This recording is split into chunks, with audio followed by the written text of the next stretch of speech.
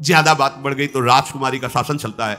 उसने कहा इस गुरुपुत्री को उठाकर कुएं में डाल दिया जाए, और उस समय वस्त्र धारण नहीं की हुई थी, उनको उसी स्थिति में डाल दिया गया और वो चली गई। उसी समय शिकार खेलने के लिए महाराज ययाति चक्रवर्ती सम्राट तो आवाज सुनी।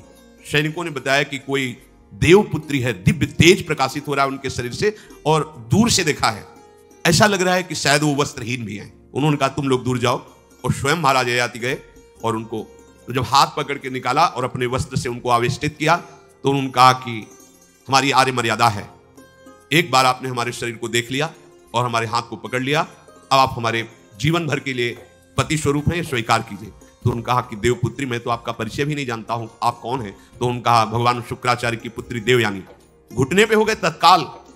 उन्होंने कहा इतने बड़े महापुरुष की पुत्री के साथ मैं ब्याह कर सकूं, मेरी सामर्थ्य नहीं, क्योंकि मैं क्षत्रिय कुल में प्रकट हुआ राज परिवार से हूं और वो तो देवताओं के द्वारा भी वंदनीय है शुक्राचार्य जी।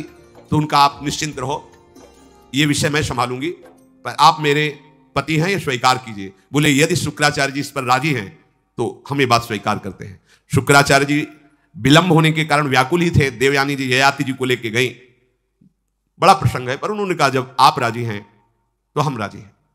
शुक्राचार्य जी राजी हुए और वृषपर्वा को सूचना दिया कि मैं तुम्हारे राज्य को त्याग कर जा रहा हूं। वो तो तत्काल आकर चरणों में गिरे, महाराज आपके बिना मेरा अस्तित्व क्या है, आप कैसे राजी हो सकते हो? बोले मेरी पुत्री को दिगंबर करके कुएं में डाल दिया गया, मैं इस अपराध से बिल्कुल तुम्हें माफ नहीं कर सकते। बोले कोई उपाय? तो बोले देवयानी बोले, तो देवयानी ने कहा तुम्हारी पुत्री हमारी दासी होकर चले तो मैं तुम्हें क्षमा कर दूंगी।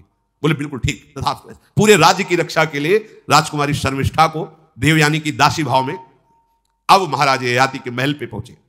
देवयानी ने कहा कि ये जो दासी भाव में आई हुई हैं ये सर्वांग सुंदरी हैं और आपका कभी मन उधर चलना भी नहीं चाहिए, अगर चलेगा तो आप हमारे दंड के पात्र बन जाएंगे।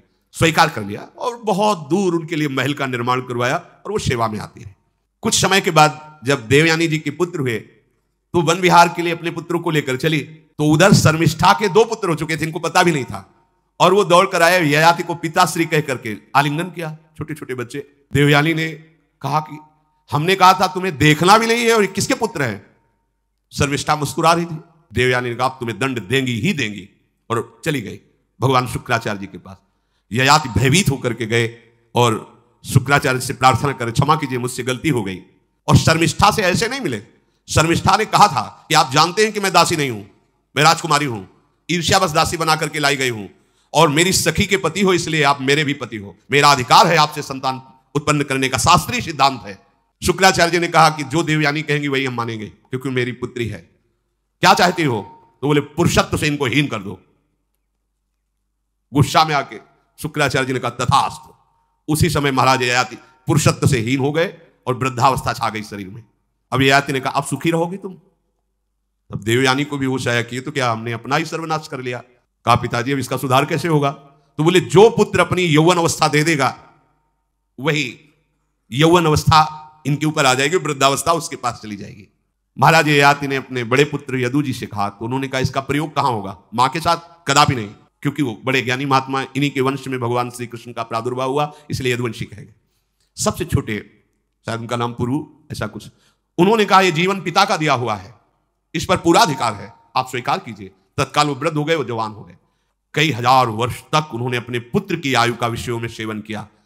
फिर उनके मन में एक दिन बहुत घृणा हुई, धिक्कार है मेरे जीवन को और धिक्कार है इस भोगा शक्ति को। अपनी आयु तो गंवा ही दी, अपने पुत्र की भी आयु गंवा दी, फिर भी वैसी भोग वासना। तो उन्होंने सबको शिक्षा देने के लिए बात कही, यदि तुम अपनी कामना को शांत करने वाले, रोकने वाले बन गए तो 10 दिशाएं तुम्हारे लिए सुखमयी हो जाएंगी। विषयी पुरुष को तृष्णा रात दिन जलाती रहती है, बहुत भोग भोगने पर भी वो कभी शांति या तृप्ति प्राप्त नहीं कर पाता। इसलिए जब हम भगवत मार्ग में चलते हैं तो ये तृष्णा और कामना ये डाइन की तरह हमारे हृदय में लगी रहती है। तृष्णा भोगे हुए भोग को बार बार भोगने की इच्छा, कामना सुने हुए देखे हुए भोगों को भोगने की इच्छा। तो उपासक जब तक अपने मन को प्रभु में नहीं दे पाता तब तक मन ये धोखा दे देता है। इसलिए बहुत सावधान रहना चाहिए। प्रभु की शरण में होकर के नाम जप करो और सदैव गुरुजनों की आज्ञा पर रहो, तो ये काम, कामना, वासना, ममता, आसक्ति, राग, द्वेष ये तुम्हें बांध नहीं पाएंगे। इनकी कृपा से आपको भगवत साक्षात्कार हो जाएगा। गुरुवाणी, संतों की वाणी ये हमारा जीवन बन जाए। अगर ये जीवन नहीं है तो फिर मन हमें ऐसी जगह फंसा देगा जहां से हम निकल नहीं पाएंगे। इसलिए सावधान होकर जीवन व्यतीत कीजिए। बड़ा अमूल्य जीवन है, अमूल्य जीवन का लाभ है भगवत प्राप्ति, भगवत साक्षात्कार। श्री राधा वल्लभ लाल की।